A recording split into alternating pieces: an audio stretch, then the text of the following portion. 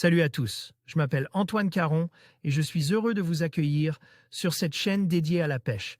Ici, je partage des astuces sur la pêche, le choix des appâts et des leurres, et j'aide également les débutants. Abonnez-vous pour rester toujours au courant. Et maintenant, passons au sujet du jour. Bonjour à tous. Dans cette vidéo, je vous emmène avec moi pour un retour de session passionnant sur la pêche au requin. Nous allons explorer ensemble les différentes techniques de pêche, partager des anecdotes de ma dernière sortie et découvrir comment participer à une journée de sciences participatives. Je vous montrerai également l'importance de la conservation des requins et comment chacun de nous peut contribuer à leur protection. Restez avec moi pour vivre cette aventure unique et enrichissante. L'émissole, même s'il s'agit d'un poisson que nous avons déjà évoqué dans nos sujets, l'émissole est un poisson peu connu des pêcheurs. Il s'agit donc d'un petit requin, mesurant au maximum un m30 qui est muni d'une bouche râpeuse et de molaires à l'inverse de nombre de requins. Ainsi, il se nourrit sur le fond et est particulièrement friand de crabes. Cette espèce est aujourd'hui menacée et une association, la PEC, a donc mis en place le projet Mustelu visant à marquer et à suivre cette espèce de requin afin de connaître leurs mœurs et leurs déplacements.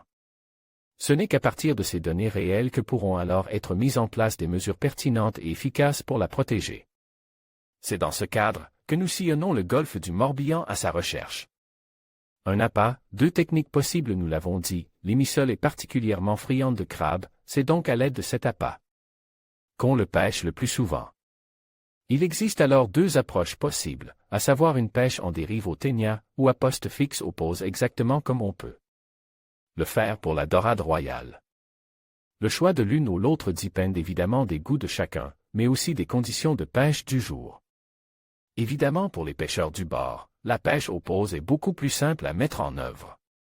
Le cadre de pêche lors de notre première sortie de marquage, nous avons opté pour une pêche itinérante au ténia, notamment sur les zones vaseuses du fond de l'estuaire.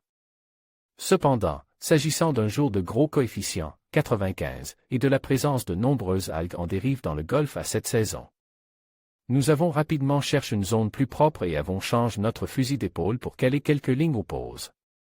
Le montage est alors extrêmement simple, car il se compose d'un coulissant muni d'un plomb de 50 à 80 grammes, suivi d'un bas de ligne en 40% termine par un hameçon circle ou qu'en taille 3/0. Ce jour-là, nous avons eu la chance de croiser 2 passages d'émissoles en 3 heures et de ferrer 5 poissons. Malheureusement, seuls 3 émissoles ont pu être amenés à l'épuisette et marqués. Le protocole afin de réaliser un marquage et un suivi efficace des poissons, il est important de respecter un protocole spécifique lors de la capture. Les informations devant être collectées sont donc la taille en cm, le poids, le sexe, le lieu de capture. Il est ensuite nécessaire de poser une bague dont on notera précieusement le numéro de la bague placée sur l'aileron de l'émissole à l'aide d'une pince. Par ailleurs, le projet Mustelu porte sur une variété spécifique d'émissoles, celles dites tachetées, dont certaines, 1/4 environ. Contrairement à leur nom, ne portent aucune tache distinctive sur le dos.